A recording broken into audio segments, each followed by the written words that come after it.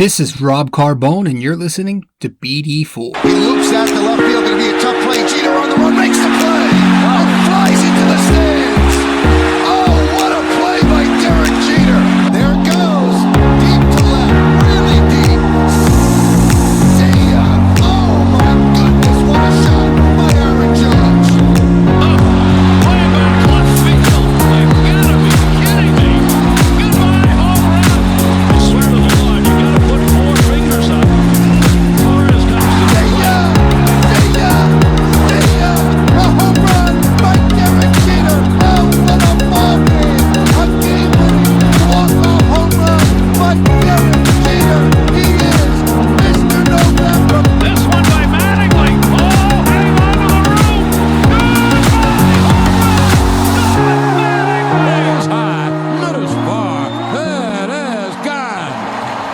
A tremendous home run to the back end of the grandstand in left field. The Sanchino. Oh, that Gary is scary. Ball game over. Yankees win. Ah! Yankees win. What is going on, guys? This is Rob Carbone coming at you with another episode of BD4, where there is no better way to get your Yankees and Knicks analysis. So, for episode 142, guys, it is the last episode of the podcast before the MLB 2020 regular season finally begins. And I can't tell you how excited I am for this. I've been waiting for this forever. You know, we've all of us really have been going through these ups and downs, waiting for baseball to return. You know, I went through a point, you know, it was for a few weeks, even for, you know, a little over a month, where I was just done. I was finished. I was waiting for, you know, at that point, there's a point where I was just waiting I was ready to fully accept, basically, that there was not going to be a season. I was ready for the ultimate decision to come down, and at that point, I just wanted the official answer. I was so deflated, so ready for it to just be, I was ready for that hammer to drop, you know, and but fortunately, we finally got that news that baseball would be returning. Now it's going to be, once again, and we've said this multiple times, it's going to be a shortened 60-game season. Some different, you know, tweaks here and there. Not going to be your typical, you know, 162-game marathon. So it's going to be very different from your traditional baseball season. But guys, throw that all out the window. We're getting baseball back. It's just,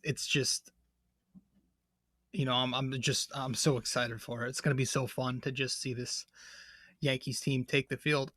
Hopefully, it looks like we're going to be healthy too, at least to start out. You know, some minor things here and there. You know, Tanaka's with that concussion, he's probably not going to be ready to go right out of the gate. And then Aroldis Chapman, I think, is going to take a few days still with the COVID that he's still trying to recover from. Yeah, but that's really it in terms of the injuries. I mean, if we can get a full squad like we've never had, you know, because we always talk about what the Yankees could be if they have that full squad. So if we finally get it this year, and it's looking like it's so far, it could be deadly. This could be a really, you know, this is the most talented Yankees team they've had since they won in 2009. And in terms of strict talent, you could even argue, you can make a case it's even more talent than that 2009 team had. But it's not all that, you know, it's not only talent. You know, I say it all the time, that you need more than just talent to win. You need the right pieces. You need those complementary guys. But you know, the Yankees have those guys. You know, last year it was the Gio Urshela's, the Mike Fords, and, you know, those type of players, Cameron Maybin, who made that impact. So hopefully we can get that good balance this year as well, but take that extra step with Garrett Cole now on the squad and win the damn World Series, or whatever you want to call it, for 2020. Yeah, I'm excited. So I've actually talked about this last time on the show. I made a DraftKings account. You know, I had my bank account all set up, I for a while I was without my debit card. I was just carrying cash, but I finally set up my bank account again and set up a DraftKings account, and I'm ready to place some wagers here on the Yanks this year, and hopefully make some schkarol. But yeah, it should be fun, guys. It should be really fun. I'm cautiously optimistic, I guess would be the right term right now. Obviously, with Corona, you want everybody to be healthy, and that's just one of the things I've been thinking about. Are we going to have, speaking of the Yankees finally at full health, 98% healthy, I'd say. Speaking of that, you do wonder though, is this virus going to be a recurring thing throughout the year? Our players just being around each other, being, close quarters all the time in the dugout and on the field. Is it going to be something that affects baseball teams throughout the entire season, all 60 plus games? You know, so our team's really going to be at full health? We're just going to have to wait and see there. Are we going to have players on and off the DL because of the virus, right? That's something you have to think about too. But so tonight's episode in 142, really, I just wanted to do a quick little, throw one last episode out there before we get into our normal schedule again to start the season, which again, if you don't know, we do episodes after every series. We will have one episode where we recap the Yankees' most recent series. So the next episode, 143, will not be out until the Yankees finish the series against the Washington Nationals to open up the season. So that'll be in, I don't know, four days from now. As I'm recording this, and probably as you're listening to this, if I publish it in time, it is a Wednesday, July 22nd. Currently a couple minutes past 2 p.m. as I'm doing this recording. So yeah, we're gonna head to break. And as soon as we get back from break, I guess we'll just make a couple of predictions, maybe a few hot takes, cold takes, and a few more things, and then we'll get to our question of the day after that, and then we'll wrap it up. Just a quick episode tonight, guys. Nothing really big, but yeah, be right back, and we'll get to it as soon as we get back from the break.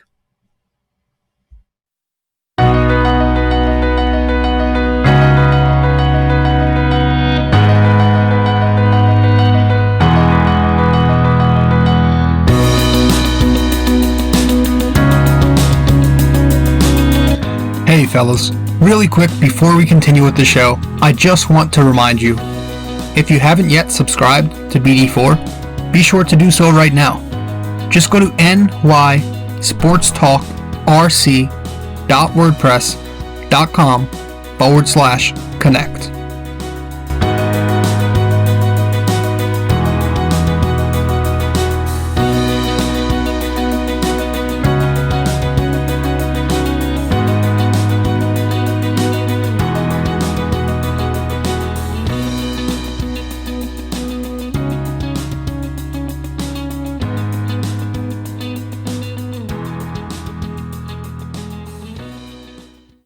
So speaking of being at full health for the first time, really ever, it's gonna makes you think, how are the Yankees going to shape up this 2020 roster, right? How are they going to fit the pieces all together in this puzzle and make it work? Oops. I have the outro playing real quick. That was a mistake. Sorry. Okay.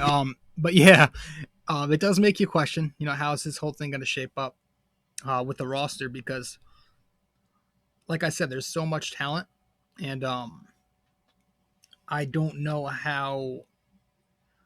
Especially, so here, let's go over it real quick. Trying to think. So first base, let's start with catcher. You're gonna have Gary Sanchez as your starting catcher, right? And I guess backing up will be Kyle Higashioka, which is fine. First base, you have to think it's going to be Voit or Ford. Now, my preference, I actually would like to see the Yankees kind of platoon the two and have Voit face lefties and Mike Ford go and face those right-handed pitchers.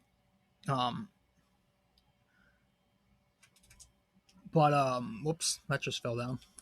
A lot of things going on in my studio today, but I wouldn't even mind Ford facing a righty or lefty, because he can actually hit lefties pretty well, if I remember from last season. So I do think there's going to be some kind of platoon with those two at first base. So you've got Gary and Higgy behind the plate, with Gary obviously getting most of the catching time. You've got Voit and Ford at first base. So I guess can do whatever they want to do, I guess, there. Second base is obviously now going to be LeMahieu full time. He's not going to be shifting around the infield as much with, Gregorius gone, and Torres at shortstop. Nice little segue into Torres now.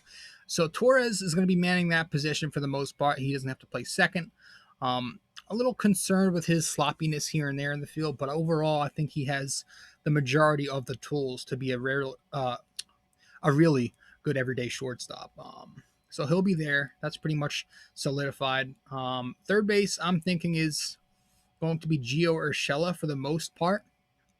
Now here's where it gets tricky, because Miguel Andujar, the whole outfield thing with him, there's so many guys you can now shuffle around, because so in the outfield you've got Miguel Andujar, you've got Judge, who's going to be the everyday right fielder. You've got Stanton, who you'd have to believe will be getting everyday time. Now, you don't know if that's going to be splitting time between left field and DH. Is Brett Gardner going to be getting everyday time? Is he going to be manning center field a little more often to start the season, with Aaron Hicks kind of easing his way back from surgery? You got Clint Frazier, who's really supposed to be getting everyday at bats now. His fielding is still a little shaky. His bat is more than ready. What are you going to do with him? Are the Yankees going to trade him? He's been in trade talks for a while. I would love for him to get a shot, but again, where does he fit? Where do all these guys fit? Then you've still got that Mike Tauchman guy, who personally I think Tauchman was one of the few flukes last season. I don't think he's going to be the same. I think he just kind of hit his stride at the right time. One of those lightning in a bottle type of things. I don't have as much optimism with him as I do some other guys who came upon the scene last year and really broke headlines. But he does play good defense regardless, and that's something that doesn't go away. So yeah, there's some really, I don't know how the Yankees are going to juggle this. I really don't. Are you going to have Miguel Andujar? I would love to get Miggy or Frazier every day at bats. That's the thing I've been begging for the Yankees. I really think both of their bats are just so productive and can be really beneficial to this Yankees team. It's just going to be really difficult now with everybody healthy to find time. So I really have no prediction there in terms of this everyday roster in the outfield / DH, and maybe, have some people play a utility role. I know the Yankees were thinking about Andujar doing that. So I don't know what they're going to do. I just, it's going to be something that I'm thinking changes every day or few. I think Aaron Boone is going to have to do a lot of moving around to get these guys every day at bats. And he's kind of used to that, being that he did that a bit last season, but it's going to be even more tight knit this year. So we're going to have to see what happens there. Now I do have some predictions, kind of, hot takes, I guess you want to call it, but I do. So some individual predictions, and then we have a couple of outside the Yankees predictions as well. But one of the things I have here to start, I've got Gleyber Torres posting over a 900 OPS this season. It will be in the 900s this year. I think he's ready to do that. In his rookie year, I think he hit in the 840s. Then he jumped to like 870 something. Actually, he jumped even more. I believe it was like a 50-point jump.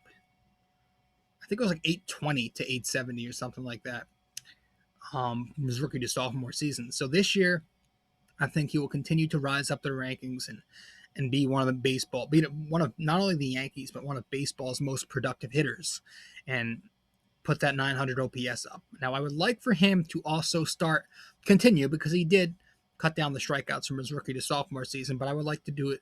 I would like to see that increase. And if he can continue to cut down the strikeouts, I think that batting average, that on-base percentage will start increasing, and he'll become that 290, 300 hitter I think he could eventually become someday. So that would be nice. But this season, I am hoping / expecting a 900 OPS from Torres. I think that would be huge. I I also have down that Aaron Judge, I think Aaron Judge could be a 25 home run guy this season. Now, that sounds absurd with the amount of games the Yankees are playing, only 60, but, the home run leader usually has an absurd amount. And who better to pick than the guy who hit 50 something homers in his rookie season?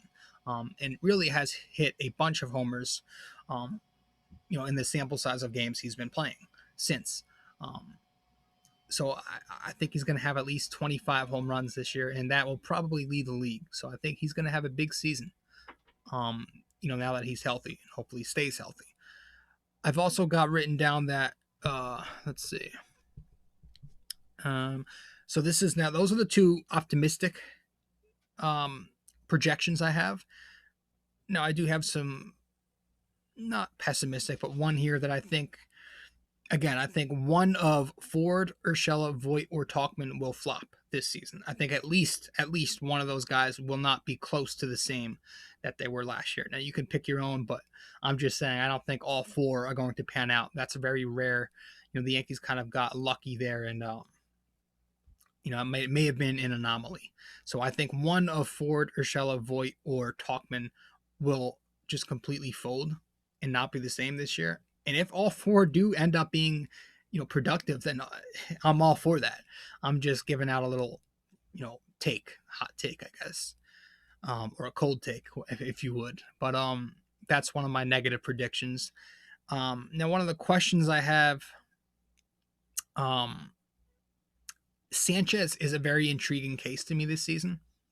With less time, he's obviously going to be less wear and tear this year as a catcher. He's not going to have to be behind the plate for that long.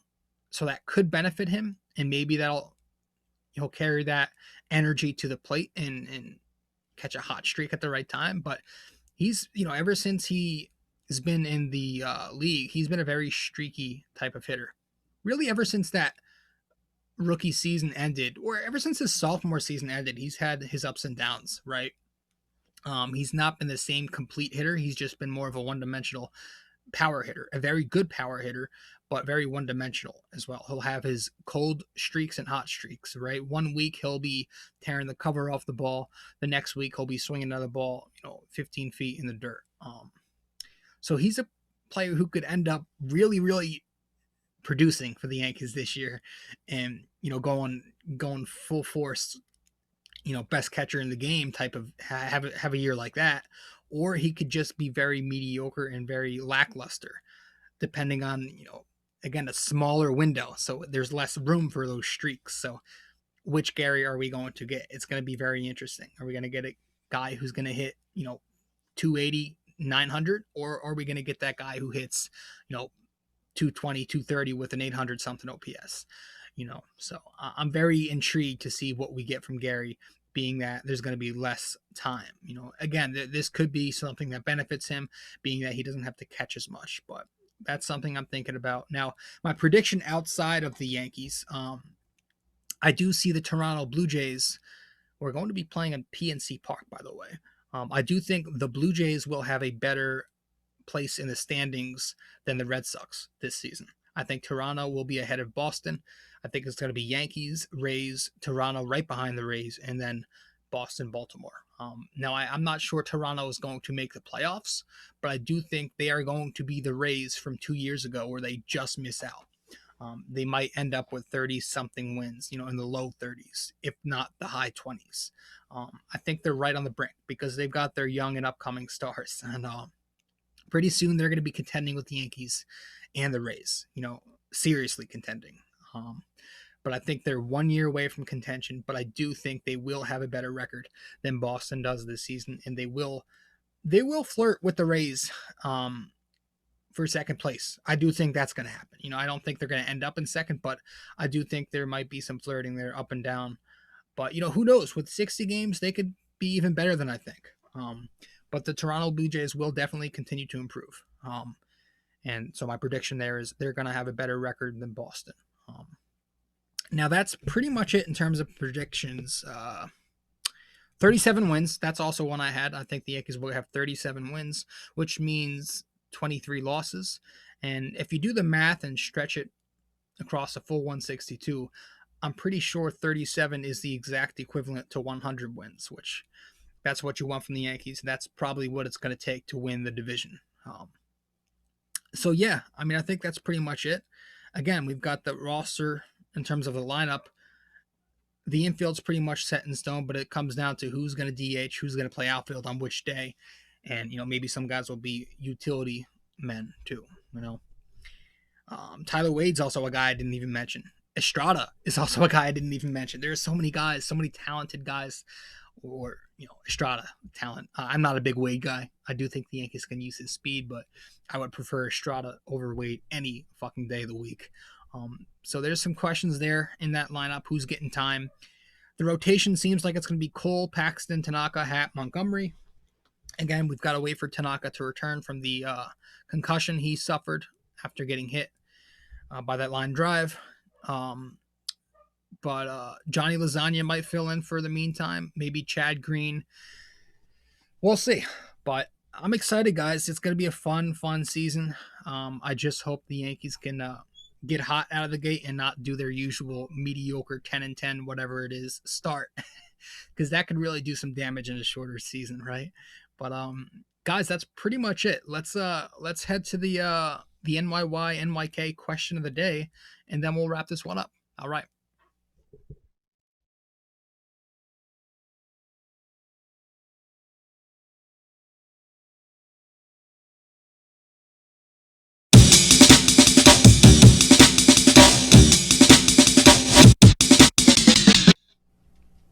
All right, so last time out in episode 141, we asked you who are the two Yankees to get hit by a pitch 9 times last season. 2 Yankees got hit by a pitch 9 times last season. Who were they both? And the answer to that question is Luke Voit and Gary Sanchez. Each of them got hit 9 times last season by a pitch. Now, tonight's NYY NYK question of the day is probably a fairly easy one, but I just thought of it off the top of my head just a couple of seconds ago, so whatever. Last season, DJ LeMahieu led the Yankees in batting average. Who was second on the team? So pretty straightforward. Last season, DJ LeMahieu led the Yankees in batting average, but who was second in batting average? So again, message me on Instagram, Facebook, or Twitter, or comment on the post once I publish this podcast. But yeah, that's pretty much it, guys. I do hope you enjoyed it. And if you did enjoy it, please be sure to like, comment, subscribe, share, download, and all that fun stuff that I'm obligated to say. Yeah, I'm excited. I hope you're excited. This is gonna be fun. Let's oh man, tomorrow night, man, 7:00 tomorrow night. I'm gonna be back on my routine every fucking night. Get to watch the Yankees. 7:00, and I love those weekend games where they change it up and play at 1:00 on Saturday and Sunday. I'm so hyped to get into this, to get back into my routine. And then we've got the NBA. If you're an NBA fan, that's also coming back. But baseball is where I'm at right now in my mindset. It's all baseball right now for me. I'm just so hyped. I'm so excited. I've got everything. I've got everything ready to go. So if you do follow the podcast, be sure to give it a like. Again, be sure to share it. We're on a bunch of different platforms. Be sure to listen to us, watch us, and all that fun stuff, guys. And again, the schedule here will be, I will write up my daily recaps in the blog. So I'll be blogging about the Yankees all season long as well. I'll be writing my daily recaps on each game. And then as for the podcast, we will have an episode each series. So hope you guys enjoyed. That's all for tonight. This is your host, Rob Carbone, with episode 142 of BD4, and I'm signing out. Ciao.